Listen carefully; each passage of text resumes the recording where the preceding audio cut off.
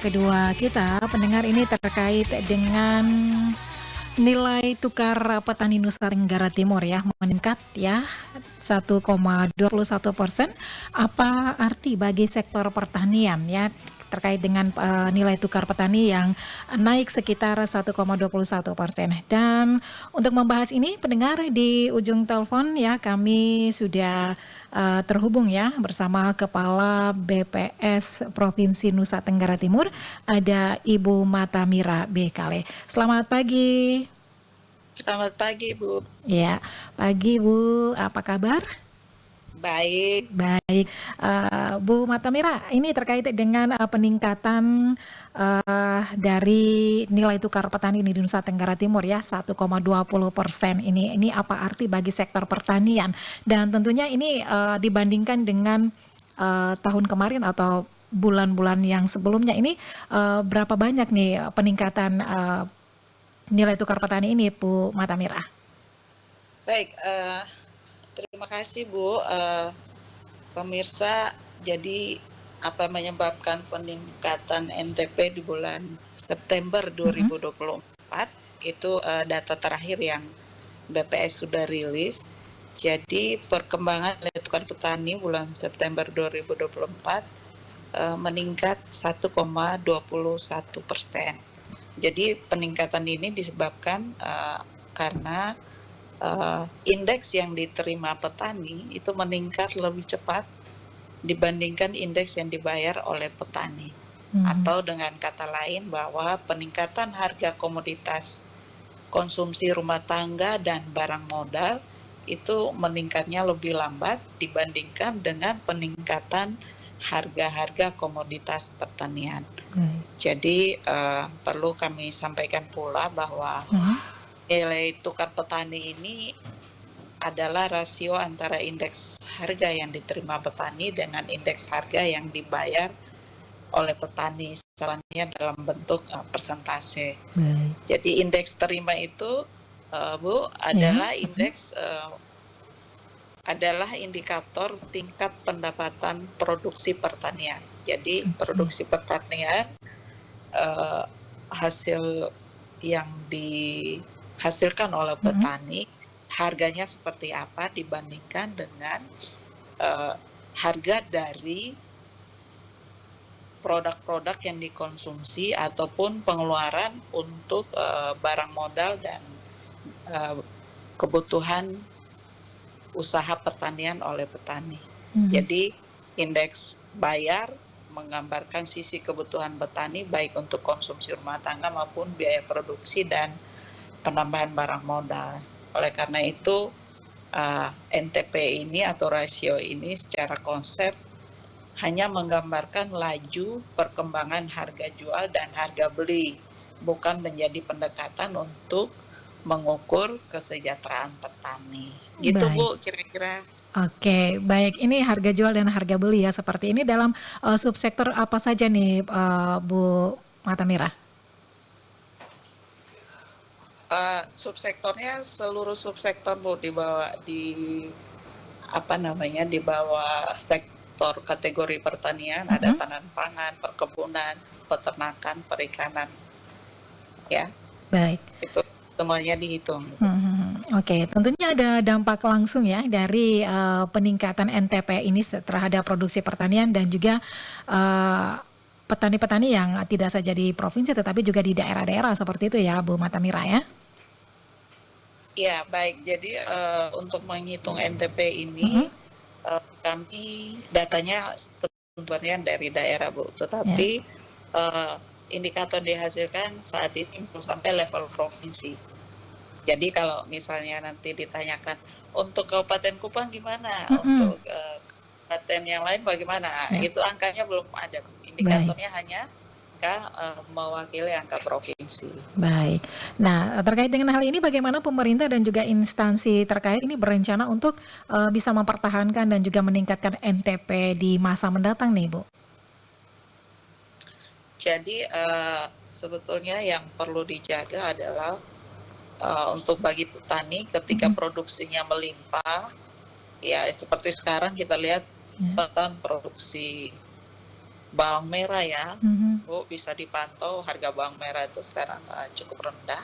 Jadi ketika produksinya melimpah, jangan sampai harganya turun melebihi biaya produksi ya. Hmm. Jadi kalau harga bawang, misal contoh kalau komoditas bawangnya, kalau harga bawang itu ternyata tidak menutupi biaya produksi, tentu petani akan rugi. Oleh karena itu, bagi pemerintah dapat melakukan mungkin kerjasama dengan pihak-pihak tertentu, misalnya dengan swasta, untuk menampung hasil produksi pertanian sehingga nanti bisa dijual dengan harga yang lebih wajar gitu Bu.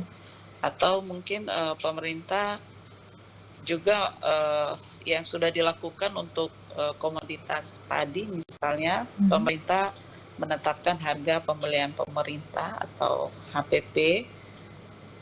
Ya, jadi yang sudah dilakukan ini untuk gabah atau beras yang dilakukan pemerintah di tingkat produsen.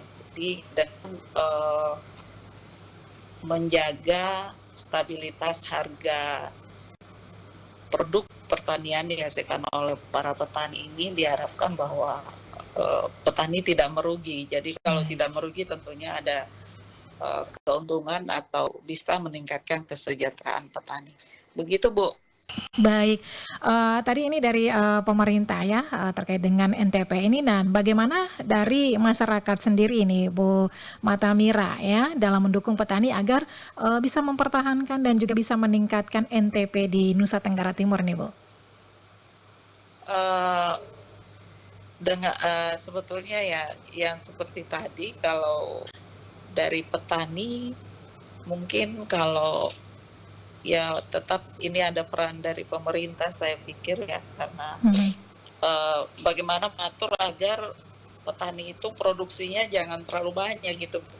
Kalau kita bisa lihat di luar negeri itu setiap komoditas, misalnya kalau tidak salah ya, komoditas itu sudah ditentukan siapa yang boleh tanam gitu, sehingga produksinya tidak berlebihan dan harga bisa turun kan, seperti itu.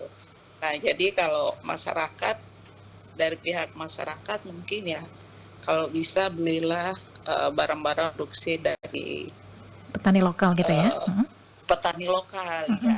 Dengan membeli itu ya kita membuat rantai ekonominya bisa berjalan dan petani juga bisa mendapatkan keuntungan. Jadi mungkin yang penting di sini bagaimana mengatur agar produksi komoditas pertanian itu tidak berlebihan sehingga mendorong harganya jadi turun, ataupun mungkin kalau berlebihan baik juga, tapi perlu dipikirkan bagaimana pasar untuk ekspornya Bu.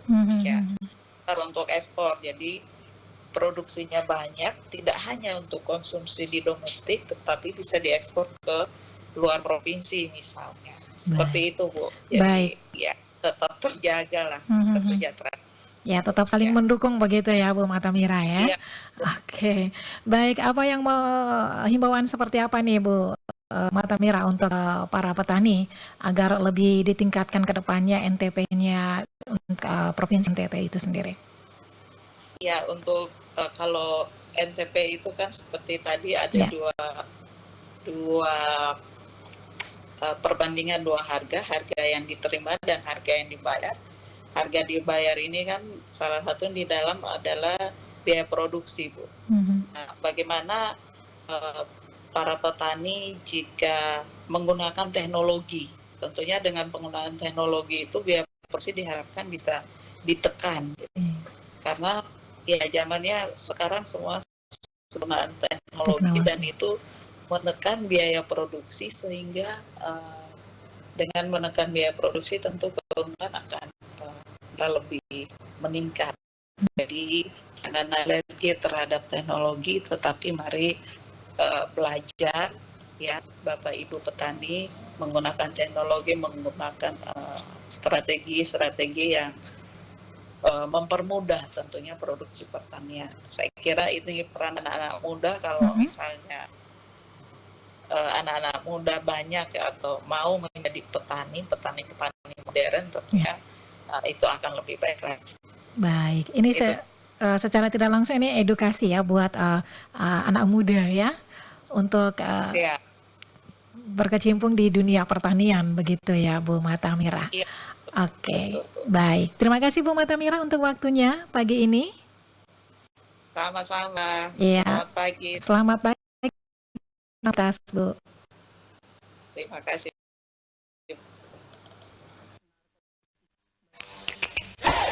Tahukah kamu, uang rupiah tidak hanya memiliki kelebihan dari segi bahannya yang berkualitas. Namun ternyata, desain uang Indonesia tersebut juga mendapat banyak pujian, khususnya dari luar negeri.